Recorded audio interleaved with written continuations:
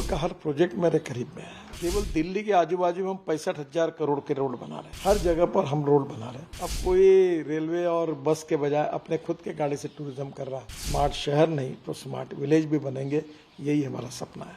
एक प्रकार से कॉस्ट ऑफ कंस्ट्रक्शन को कम करना और क्वालिटी ऑफ कंस्ट्रक्शन को बढ़ाना, यही हमारा प्रयास है। मेरे विभाग में सबसे अच्छा डिसीजन रहा कि 2014 में हमारी सरकार आने के बाद 1 करोड़ लोग आदमी आदमी को धोने का या साइकिल रिक्शा चलाने का काम करते थे। हमने मैकेनिज्ड ड्रिवन ई रिक्शा का कानून लाया और आज एक मानवीय शोषण की पद्धति को समाप्त किया। पंडित दीनदयाल उपाध्याय जी कहते थे कि ये इतना मानवीय शोषण है कि मैं इस रिक्शा में कभी नहीं बैठूंगा। डॉक्टर लोहिया कहते थे कि जिस दिन ये बदल जाएगा वो देश के इतिहास का सुनहरा दिन हुआ।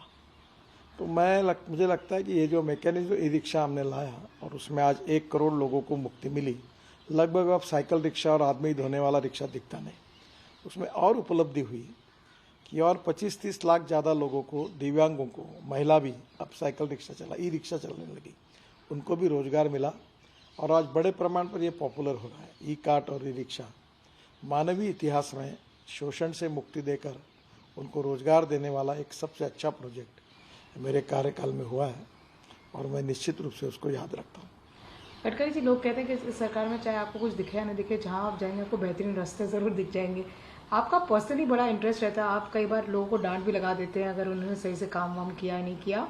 ऐसे कुछ प्रोजेक्ट रहे जो इस 9 साल में, खास करके रोड्स के, जो आपके दिल के बड़े करीब रहे? देखिए, रोड का हर प्रोजेक्ट मेरे करीब में है। मैं जब महाराष्ट्र में 95-2000 में था, पहली बार पीडब्ल्यूडी मिनिस्टर बना। Worli Bandra sea link, Mumbai Pune express highway, 55 flyover, ये सब योजनाएं उस समय मैंने पूरी की। प्रधानमंत्री ग्राम सड़क योजना अटल जी ने मुझे बनाने का सौभाग्य दिया और बाद में रोड के साथ मेरा जुड़ाव लग गया। और आज मुझे खुशी है कि केवल दिल्ली के आजू बाजू में हम 65,000 करोड़ के रोड बना रहे हैं ताकि दिल्ली को ट्रैफिक जाम से और प्रदूषण से मुक्ति कैसे दिलाए। तो मुझे लगता है कि ऐसे पूरे देश में, चाहे नॉर्थ ईस्ट हो, अरुणाचल, मेघालय, त्रिपुरा, मणिपुर, कहीं भी जाओ आप, हर जगह पर हम रोड बना रहे हैं।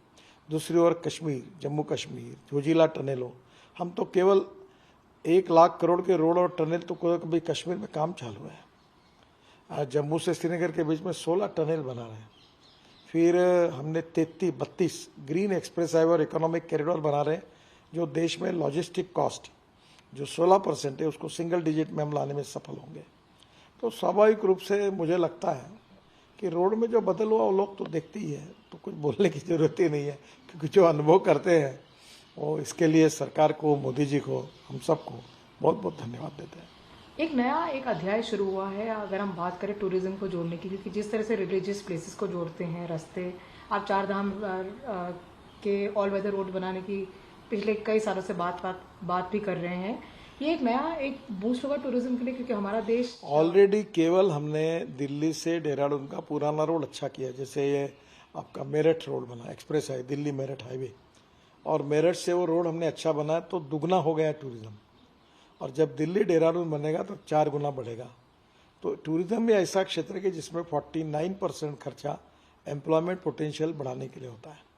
तो निश्चित रूप से टूरिज्म से फायदा होगा। जैसे हम बद्रीनाथ, केदारनाथ, गंगोत्री, यमुनोत्री 12,000 करोड़ का रोड बना रहे हैं। मानस सरोवर का काम हमने करीब 80-85% पूरा किया। ये पिथौरागढ़ से मानस सरोवर जाए वो रोड हम कर रहे हैं, जिससे टूरिज्म बढ़ेगा। हमने बुद्ध सर्किट बनाया, 22,000 करोड़ का काम कंप्लीट हुआ। जैन सर्किट बना रहे हैं। इतना नहीं तो जैसे महाराष्ट्र में पालखी मार्ग बना रहे हैं, पंढरपुर, देहू और आळंदी को जोड़ने वाला। फिर अक्कलकोट, गाणगापुर, तुळजापुर, सब हमने अच्छी जगह जोड़ा। हमने जो श्रद्धा स्थान थे, अजमेर से लेकर कोई भी, हर जगह पर अच्छे रोड से बनाकर हमने लोगों में तीर्थाटन की उत्साह को बढ़ाने की कोशिश की। और मुझे लगता है कि अब लोग पुरानी गाड़ी खरीद रहे हैं, खुद फैमिली को लेकर टूर पे निकल रहे हैं। अब कोई रेलवे और बस के बजाय अपने खुद के गाड़ी से टूरिज्म कर रहा है। तो ये देश के लिए एक बड़ा अच्छा साइन है। इससे नए रोजगार की निर्मित होगी और देश की प्रगति और विकास में हमारा टूरिज्म सेक्टर बहुत कंट्रीब्यूट करेगा। आप खुद ई व्हीकल से चलते हैं, हमेशा लोगों को कहते हैं कि ई व्हीकल्स को अडॉप्ट करना चाहिए। एक जो आम आदमी के दिल में एक सवाल जो रहता है गडकरी जी, कि जो अभी तक ई व्हीकल्स अवेलेबल है वो बड़े एक्सपेंसिव है। इसके ऊपर आपकी सरकार कब तक काम कर पाएगी कि कम से कम अफोर्डेबल हो जाए? देखिए, $150 पर किलोवाट उसका वो बैटरी की कॉस्ट हो रही थी, वो 115 तक आई है और मेरे हिसाब से वो 100 तक आ जाएगी। और उसके बाद $100 के आगे तो पेट्रोल डीजल की गाड़ी और हमारी इलेक्ट्रिक व्हीकल इनकी कॉस्ट सेम होगी। और मेरा विश्वास है कि अब वो पॉपुलर भी होगी और नंबर जैसे बढ़ेगा और भी कॉस्ट कम होगी। अब तो इलेक्ट्रिक गाड़ी के लिए 1-1 साल की वेटिंग लिस्ट लग गई। इलेक्ट्रिक बस नहीं मिल रही। हमको electric bus, electric car, electric two wheelers की कैपेसिटी बढ़ानी चाहिए। अभी 400 स्टार्टअप आए जो ई स्कूटर बना रहे, ई कार्ड बना रहे, ई रिक्शा बना रहे। तो मुझे लगता है इसमें नया रोजगार भी निर्माण होगा और सबसे बड़ी बात प्रदूषण कम होगा। हम 16 लाख करोड़ का डीजल, पेट्रोल, गैस आयात करते हैं। अब हमारी कल्पना है कि हमारा किसान अन्नदाता है, वो ऊर्जादाता बनेगा, इथेनॉल बनाएगा, हाइड्रोजन बनाएगा, विटामिन बनाएगा। अन्नदाता से ऊर्जादाता और ऊर्जादाता से विटामिन दाता बनेगा। गांव समृद्ध संपन्न होंगे, गांव गरीब मजदूर और किसान का कल्याण होगा। स्मार्ट शहर नहीं तो स्मार्ट विलेज भी बनेंगे, यही हमारा सपना है। लोग इंफ्रास्ट्रक्चर की भी बात करते हैं, जो हम ई व्हीकल्स के लिए इंफ्रास्ट्रक्चर प्रोवाइड करते हैं। लोगों को ये भी मन में शंका रहती है कि इसकी रेंज एंग्जाइटी भी लोगों के लिए बीच में एक कंसर्न है। उसके लिए आपका मंत्रालय क्या करेगा? पहली बात तो ऐसे कि स्कूटर, ऑटो रिक्शा और कार और बस आप जहाँ भी है वहाँ चार्ज कर सकते हैं रात को घर में, डेपो में।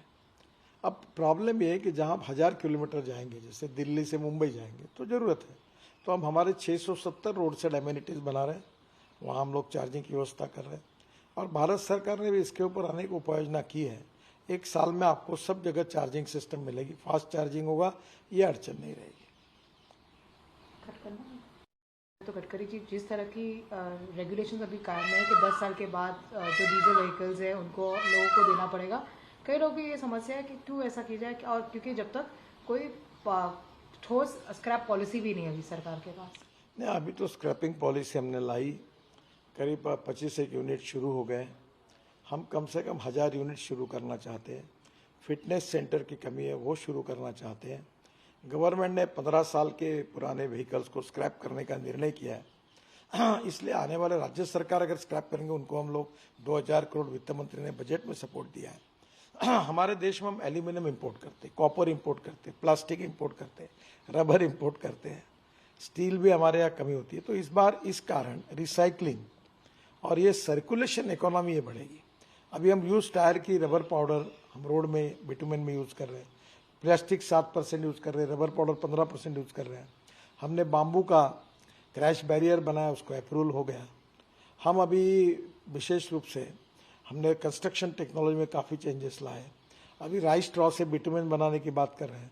तो एक प्रकार से कॉस्ट ऑफ कंस्ट्रक्शन को कम करना और क्वालिटी ऑफ कंस्ट्रक्शन को बढ़ाना, यही हमारा प्रयास है और हम निश्चित रूप में इसमें कामयाब होंगे। आप हमेशा बात करते हैं कि कश्मीर से कन्याकुमारी तक आप ऐसा रास्ता बनाएंगे कि हम डायरेक्टली कहीं रुकना नहीं पड़े और हम डायरेक्टली वहाँ पहुँच जाए। ये आप जो कहते हैं वो करते ज़रूर है, ये आपके बारे में लोग ये जो रास्ता ये लगभग बनने के आखिरी स्टेज पर है। मैं आपको बताता हूँ, आप मनाली जाइए, पहले रोहतांग पास जाने के लिए 3.5 घंटे लगते थे, अब 8-9 घंटे में टनल है।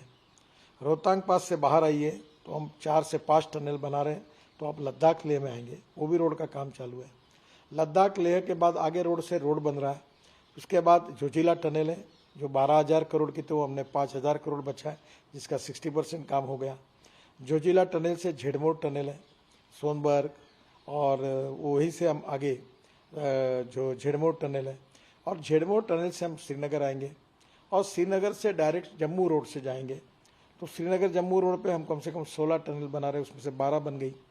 और उसके साथ दिल्ली कटरा हाईवे से कनेक्ट होंगे, और कटरा दिल्ली हाईवे दिल्ली से अमृतसर 4 घंटे में, कटरा 6 घंटे में और श्रीनगर 8 घंटे में। उसी रोड से दिल्ली आएंगे और दिल्ली से दिल्ली मुंबई हाईवे से सूरत तक जाएंगे, और सूरत से पलटकर नया रोड हम बना रहे ग्रीन हाईवे, वो दिल्ली सूरत से जाएगा नासिक, नासिक से अहमदनगर, अहमदनगर से सोलापुर, सोलापुर से कर्नूल, और कर्नूल से वहाँ काम भी शुरू हो गया, और कर्नूल से चेन्नई, हैदराबाद, बेंगलोर, मैंगलोर, कोचीन और कन्याकुमारी तक जाएगा। तो ये जो मैंने कहा कि ये मनाली से लेकर कन्याकुमारी तक, यानी कश्मीर से कन्याकुमारी तक एक्सिस कंट्रोल हाईवे, जिससे आप 120 किलोमीटर के स्पीड से जा सकेंगे। और ये हाईवे बनने से दिल्ली से चेन्नई के बीच का डिस्टेंस 320 किलोमीटर कम हुआ है।